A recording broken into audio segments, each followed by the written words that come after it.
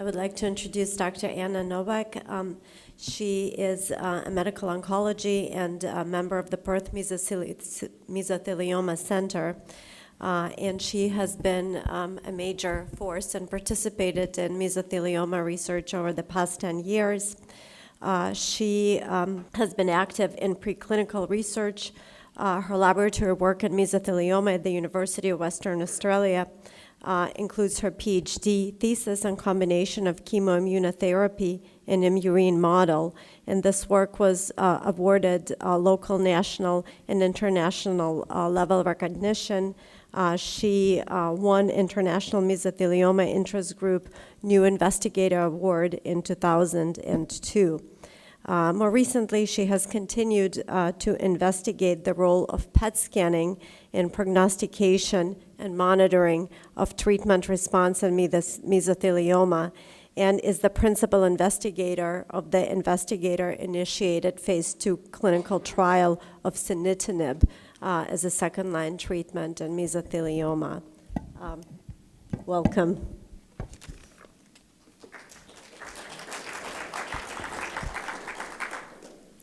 Thank you. I'm just going to work out how to use this. Okay, it's a great pleasure to be here, and thank you very much for the invitation.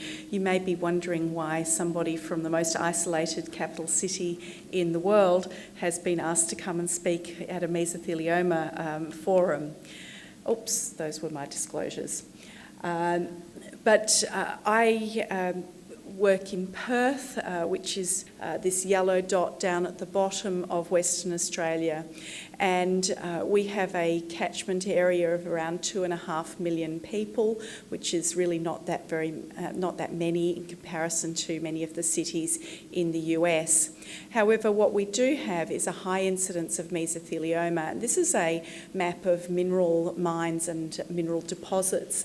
And up here in the northwest of Australia is the Kimberley with rich mineral deposits, including of crucidolite asbestos, the most carcinogenic form of asbestos. So because it's so inhospitable up here, people generally didn't live there. They passed through for jobs. People coming as new immigrants to Australia worked in the mine and mill in Nome. And now these people all live close to Perth and have a particularly high incidence of mesothelioma. So we have about 100 patients a year in our city and 1,000 patients a year in Australia with mesothelioma. It's an area of spectacular natural beauty, red gorges, seasonal rivers, but Nome, where that crucidolite asbestos was mined, not only had a mine and a mill that affected the workers, but unfortunately they also used the asbestos tailings in schoolyards, sand pits, and the racetrack, meaning that the whole population was heavily exposed. So now I commonly see the children of people who lived and worked in Nome, and they may have only been there for a small number of months or years. So I've been tasked to talk about antiangiogenics in mesothelioma, and angiogenesis is one piece of the jigsaw puzzle, one of the hallmarks of cancer. But it turns out that it is now important in mesothelioma because of two recent clinical trials, both of which have been positive and may be moving towards changing our standard of care. Now, this is a timeline of first-line treatment in this disease. So my mentor and colleague, Michael Byrne, published in 1999 a combination of cisplatin and gemcitabine, which first made people sit up and take notice that chemotherapy could be effective in mesothelioma. That was quickly eclipsed by the randomized phase 3 study by Vogelsang in 2003, and the addition of Raltetrexed to cisplatin didn't really change what we did clinically. Cisplatin and pemetrexed became our de facto standard. And we've had to wait 12 years before we've had another positive chemotherapy clinical trial in this disease, which is cisplatin, pemetrexed and bevacizumab, the MAPS trial. So why is angiogenesis important in mesothelioma? Well, it appears to highly express VEGF-A, VEGF-C, and the VEGF receptor. And VEGF may be an autocrine growth factor in this disease. High tissue VEGF expression might be an independent poor prognostic factor in this disease, and that's been shown by a number of authors. And if you have a high serum concentration of VEGF or a lot of VEGF in your pleural fluid, that's probably also a negative prognostic indicator. So, whoops, sorry for pointing at the audience. We have images of disordered, chaotic blood vessels in a murine tumour as opposed to a normal, orderly vasculature. And where this becomes important is that the anti-angiogenics can normalise those disordered, chaotic blood vessels more towards a normal vasculature. And we see a number of benefits here. The increased vascular permeability, which is leaky, will decrease. The interstitial fluid pressure will decrease, which may allow drugs to permeate the tumour better. Edema and swelling of the tumour will decrease. We may also have improved perfusion and oxygenation of the tumour. Cancer cell shedding, invasiveness and metastasis, while less important in a local disease like mesothelioma, may also reduce. And interestingly, the sensitivity to radiotherapy, anti-cancer drugs, as well as the immune response can all increase once we normalise angiogenesis. However, it's probably finely balanced, because whilst we can go from abnormal vasculature to a normalised vasculature, that normalisation window can close and we can get excessive pruning of the vasculature, which may lead to necrosis and cell death rather than the normalisation of vessels. And it can also, of course, return to an abnormal vasculature. So there's a lot of different anti-angiogenics that are available and in trials at the moment and over the last few years.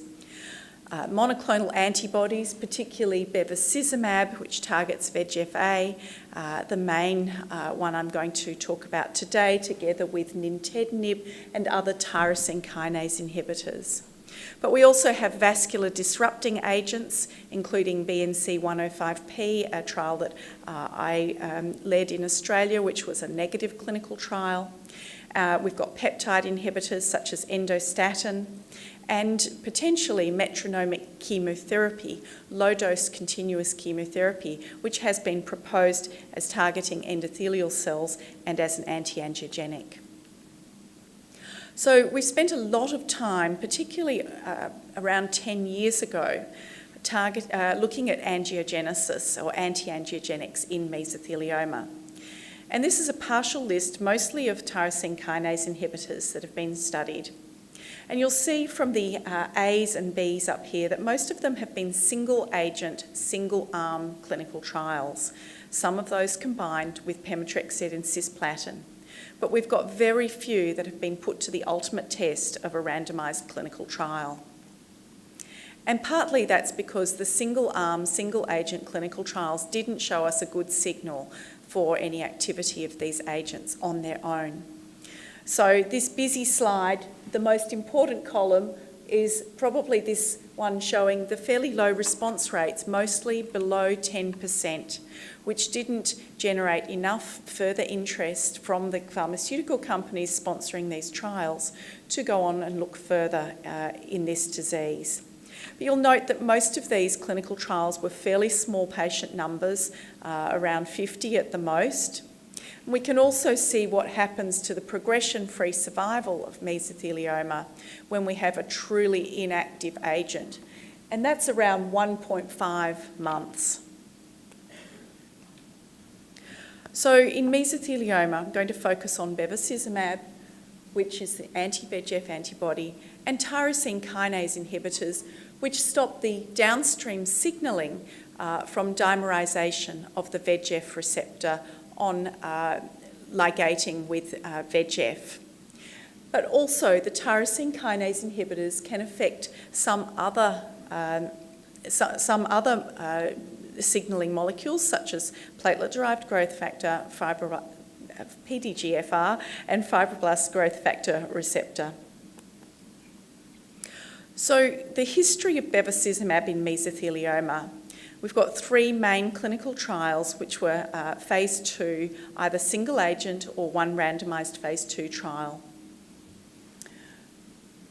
This one showed a 34% response rate for pemetrexed and carboplatin with bevacizumab, and then a 40% response rate for another single agent with pemetrexed and combination with pemetrexed and cisplatin.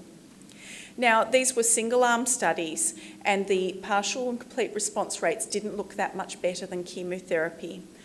But the median survival for these patients did look longer than with chemotherapy alone, at least from the Vogelzang study. So a randomised phase 2 trial, the first one with cisplatin and gemcitabine, was performed, but unfortunately did not show any benefit of the addition of bevacizumab to chemotherapy. And this is the overall survival curve from that study. We had to wait quite a long time until the combination of cisplatin, pemetrexed and bevacizumab in the MAPS trial came out. This was a long-awaited study and reported first at ASCO in 2015 by Gerard Zalsman. The design of the study had cisplatin and pemetrexed for 6 cycles, which is relatively standard, followed by surveillance and not a matched placebo. And I think this is really important because knowing whether your patient is on active therapy or not has the potential to bias investigator review of progression and response, because we are all human and we want our new treatments to work. The intervention arm added bevacizumab 15 milligrams per kilogram on the first day of every cycle, and then patients had maintenance bevacizumab after their chemotherapy was completed. Patients were allowed to have a performance status of 0 to 2, so including some people who may not have been so well. And this is the overall survival curve from the MAPS study. There is a relatively small difference between these arms, but a hazard ratio of 0.77, which was modestly statistically significant. And of note, there were over 400 patients in this trial. But when we get down to the end of the curve, we really have very, very few patients that we're looking at here, just 8 and 7. So I don't think we can make anything much of the separation of the curves at the end. Progression-free survival showed a hazard ratio of 0.61. And again, some patients remaining on study and progression-free up to around 20 months, but very few remaining on treatment for longer than that. The next study I'm going to talk about is the LumeMeso study, which uses nintedanib. This is an oral multikinase inhibitor targeting not only VEGF receptors 1 to 3, but also PDGF receptors, FGF receptors, and SRC-enabled kinase. The reason that's important is that it not only strongly inhibits mesothelioma tumour growth in human xenograft models, that is, models that are vascularised, but it also reduces colony-forming capacity and migration in mesothelioma cell lines. In other words, in an experimental model in which the vasculature is not important. So it may actually have some anti-tumour effect. Combined with other chemotherapies, it's been manageable for safety. So the study design, this was what I presented at ASCO this year, was patients with unresectable mesothelioma, epithelioid or biphasic only, ECOG performance status 0 to 1. Patients were randomised to receive chemotherapy with either nintedanib twice daily, taken orally, or with a matched placebo.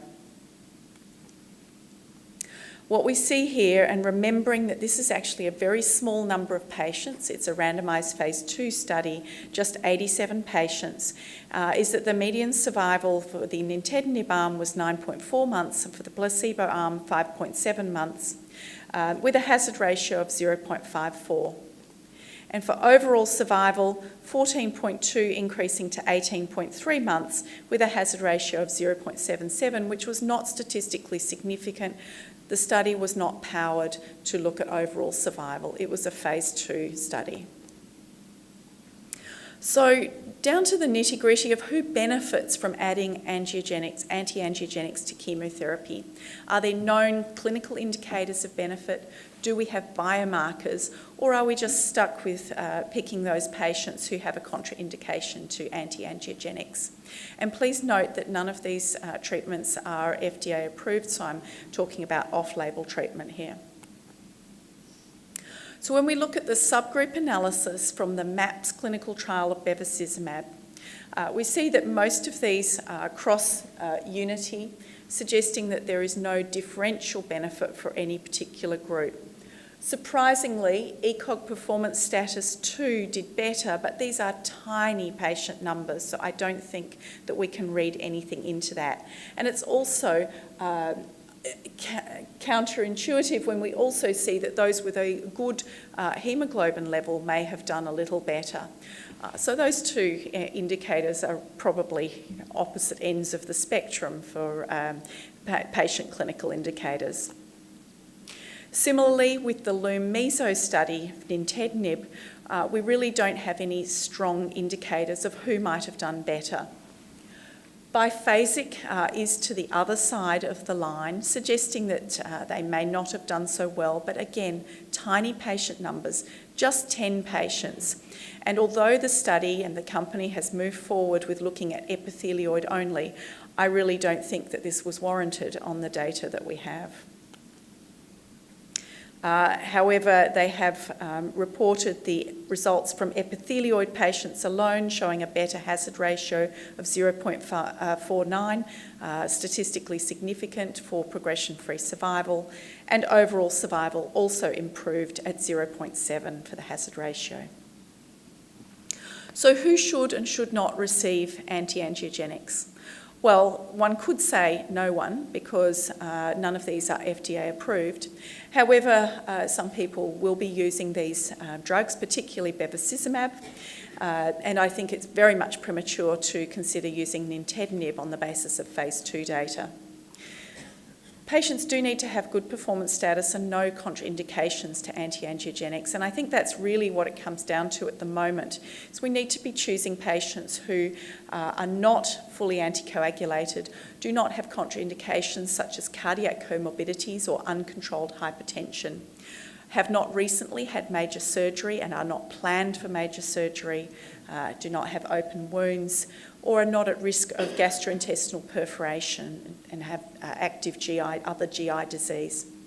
Where it's unclear is in the different histologies. Although the bevacizumab data lent towards sarcomatoid benefiting, the nintedanib data lent towards epithelioid benefiting, I don't think that we can say anything about these on the very small patient numbers that were in those subgroup analyses. We don't know about the use of carboplatin and pemetrexed with bevacizumab.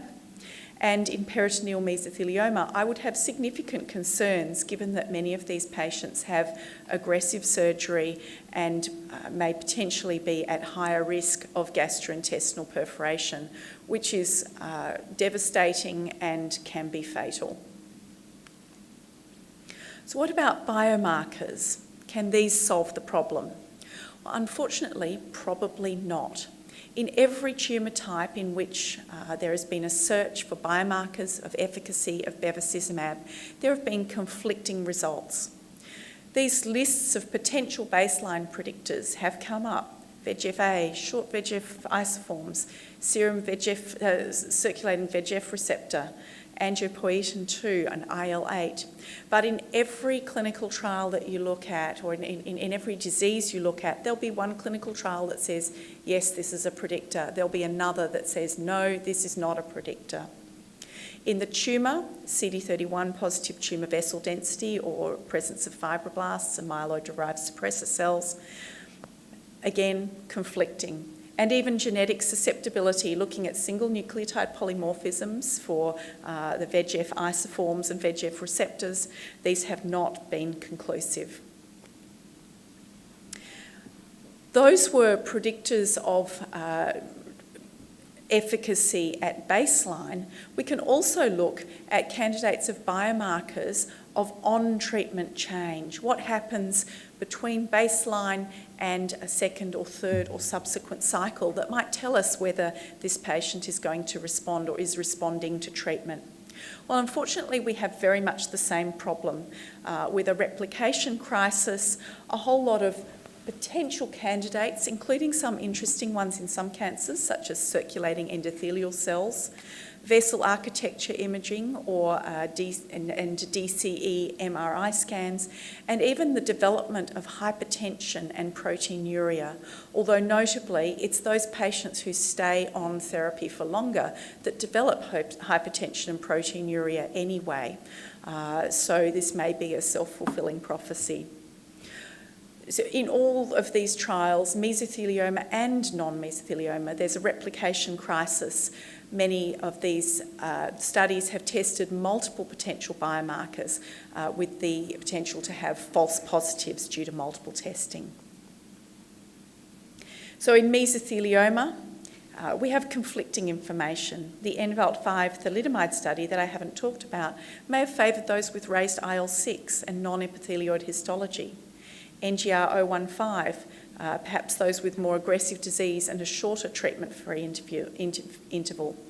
The cisplatin, gemcitabine and bevacizumab, those with lower serum VEGF levels. These data have not been reported from the MAP study. And the LumeMeso study, I can tell you a little bit because the World Lung Cancer abstracts have just been released on Friday. So I'm able to tell you the content of the abstract. This is from Dr. Kindler's cisplatin, gemcitabine, bevacizumab study. What you can see here is that when the patients are divided into groups with the serum VEGF-A above the median and below the median, this is a prognostic indicator. People with less circulating VEGF-A do better than those with more circulating VEGF-A.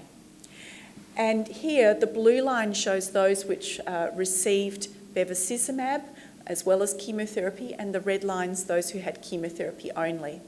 And if your VEGF-A level was low, then you appeared to benefit more from bevacizumab. If your VEGF level was higher, you appeared not to benefit from bevacizumab. The hypothesis here may be that if you haven't got a lot of circulating VEGF-A, then maybe you have more opportunity to saturate capture of VEGF-A with bevacizumab and have a beneficial effect. So in the LumeMeso study, these are data that I'll be presenting in more detail at World Lung in a week and a half's time. Blood was collected at baseline, monotherapy, cycle 3, and at the end of the monotherapy treatment, so when patients failed treatment. Again, we see the potential for false positives due to multiple testing. A human angiogenesis panel was used that looked at 58 putative angiogenic factors, and also single nucleotide polymorphisms in a number of VEGF genes were examined. These associations of biomarkers with treatment were evaluated by Cox regression, although there was a false discovery rate adjustment. Now, I'm not able to tell you anything more than what is in the abstract, including the direction of any changes, but they looked at epithelioid tumours only. Angiogenic factors were available for 71 patients and genomic data for 67 patients. There was a weak signal which was not statistically significant for baseline plasma endoglin and weak associations between major homozygous genotypes for 3 VEGF SNPs, 2 with overall survival and 1 with progression-free survival, but they were not the same. So what this has done, well, what it hasn't done is solve the problem. What it has done is narrowed down the search a little for evaluation in the phase 3 study. So hopefully the phase 3 study will not make the mistake of multiple testing with the potential for false positives. So what are the next frontiers in anti-angiogenesis in mesothelioma? Well, there is a lot of redundancy and crosstalk in angiogenesis, like with every molecular pathway that we have ever studied in cancer. If you manage to block the VEGF receptor, something else is going to come along and take its place. If you use a tyrosine kinase inhibitor and you block not only the VEGF receptor but also a range of other receptors, we may be a little better off, we don't know yet, pending the results of randomized phase 3 clinical trials. But we're still probably not going to solve the problem of angiogenesis in cancer with one drug. We don't even know the mechanism of benefit in mesothelioma. Are we actually normalising the vasculature? And by normalising the vasculature, allowing increased perfusion of our chemotherapy drugs and decreased hypoxia, allowing the treatment that we know works to work better and to work in more patients. If so, what is the role of maintenance bevacizumab or maintenance nintedanib after chemotherapy? And we don't know that because the right studies haven't been done. And what happens when angiogenesis becomes abnormal again? What happens if we give our drug for too long or we give too much of it and we have excessive pruning and hypoxia from anti-angiogenic treatment? It's going to be difficult to optimise the benefits of anti-angiogenics in mesothelioma, and this is the same problem that we have in this disease with every treatment modality, because we don't have enough patients to juggle around our dose, our schedule, how we integrate with chemotherapy in trials that are going to subtly enhance our therapy perhaps, but not lead to a paradigm shift in what we're doing. We're really looking for paradigm shifts in mesothelioma. In breast cancer, there are so many patients that we can juggle how many cycles of treatment we give or what doses we give.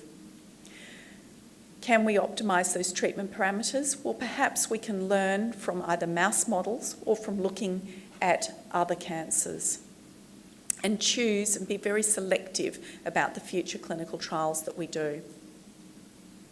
Combining anti-angiogenesis with immunotherapy may be a fertile way forward. Not only does tumour oxygenation and perfusion improve when we normalise the vasculature, but we also increase the influx of immune effector cells and decrease some of the suppressive subgroups such as myeloid-derived suppressor cells. We may also skew towards a more Th1 rather than Th2, so an appropriate anti-tumour immune environment. Anti-angiogenics can also suppress the number and function of regulatory T cells, some of our key negative regulators, as well as myeloid-derived suppressor cells. Just want to finish by touching on some of the upcoming clinical trials of angiogenesis or anti-angiogenesis in mesothelioma. The EORTC Nome study may help us tease out whether maintenance anti-angiogenics are important, although bearing in mind that nintedanib may have some anti-tumour activities as well as pure anti-angiogenic activity. So this is a double-blinded phase 2 trial randomising patients who have completed chemotherapy to either nintedanib or placebo. We also have a trial at the Barbara Ann Karmanos Cancer Institute of nintedanib in recurrent malignant pleural mesothelioma, and Ann Sau's SWOG trial of pemetrexed and cisplatin with or without cediranib in people with mesothelioma. Again, none of these are going to lead to a paradigm shift. This is the schema for the SWOG trial. Interestingly, early results presented in 2013 at ASCO showed results that may be well aligned with those of the bevacizumab trial and the nintedanib trial. And the ongoing LumeMeso phase 3 trial has a very similar design to the LumeMeso phase 2 trial, The key differences are that this is only recruiting patients with epithelioid mesothelioma, which I may add is a commercial decision to fast-track approval of this drug and does not necessarily mean that the agent is not going to be useful in sarcomatoid or biphasic. And the other difference being the numbers, 450 patients, and it's about 2/3 recruited at the moment. So moving forward, do we need to integrate bevacizumab into new phase 3 trials in mesothelioma? Well, none of the current phase 3 trials incorporate bevacizumab. Bevacizumab is not going to be FDA approved for this indication because the MAPS trial was not a regulatory trial, much as Roche has gone back and tried to look at whether it was done to regulatory standards. If the VEGF tyrosine kinase inhibitor trials are positive, what then? Are we ever going to compare bevacizumab and other anti-angiogenics, or are we just going to move on? I suspect we may just move on because of the ease of administration of oral agents as well as the good toxicity profile. We're really not sure yet how we can optimise use of these agents, and we're going to need to ask the hard questions about rationally combining them with immunotherapy and other agents. Thank you for your attention, and this is the team at the National Centre for Asbestos-Related Diseases within which I work.